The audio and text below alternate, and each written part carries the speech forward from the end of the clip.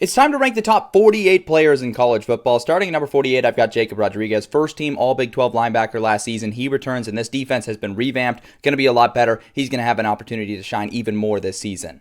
At number 47, I've got Mekhi Hughes. His production at Tulane is completely undeniable, and at Oregon, he's going to have an opportunity to shine in an offense that routinely produces excellent running backs. At number 46, I've got Dylan Stewart. He's coming off of a phenomenal freshman season. He's probably going to be the best defensive lineman for South Carolina. I'm a little concerned at how not having some of those other pass rushers this year will affect his ability to get after the passer, but he still should be effective. At 45, I've got Danny Dennis Sutton. People ask the question, who's going to be the next Abdul Carter at Penn State? And this is the guy that absolutely could be that in Jim Knowles' defense this season. At 44, I've got John Mateer. He's got the genuine upside to be a Heisman Trophy contender this season. There's just some variables around him like his offensive line and the concern at how he's going to adjust to this higher level of competition this season. At 43, I've got Patrick Payton. He was lost in a terrible situation at Florida State last season, but I think he can return to an all-conference caliber defender at LSU in a great system, surrounded by some great defenders. At number 42, I've got Jason Henderson. He's the best player in the entire Group of 5 level and has the opportunity to be one of the best linebackers in college football. He was an All-American 2 seasons ago, was injured for most of last season, but here, back for one last ride, looking to have another great year. At 41, I've got Jamal Haynes. He's been a reliable, consistent running back for Georgia Tech. They will give him the rock a lot, and he's going to be in a position to make some big plays on the big stage this year.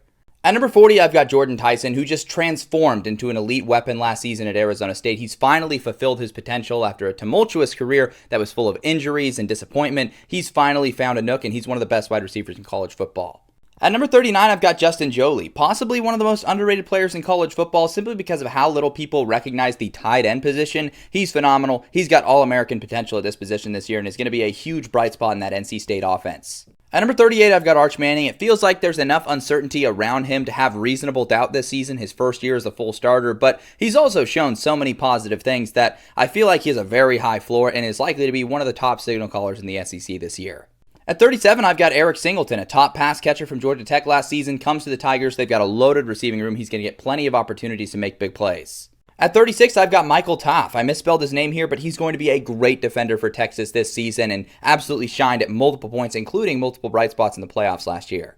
At 35, I've got Sonny Styles, returning to that Ohio State linebacking core. He's getting overlooked a little bit this year, but I think he's going to be one of the best defenders on Ohio State. At 34, I've got Xavier Sori, the former Georgia transfer, absolutely came into his own at Arkansas last season, and he is their top defender. At 33, I've got a Penn State offensive lineman whose name I'm not even going to try and pronounce, but he's one of the best offensive linemen on one of the best offensive lines in college football. There's a reason Nick Singleton and Kaytron Allen are household names, and it's these big boys up front.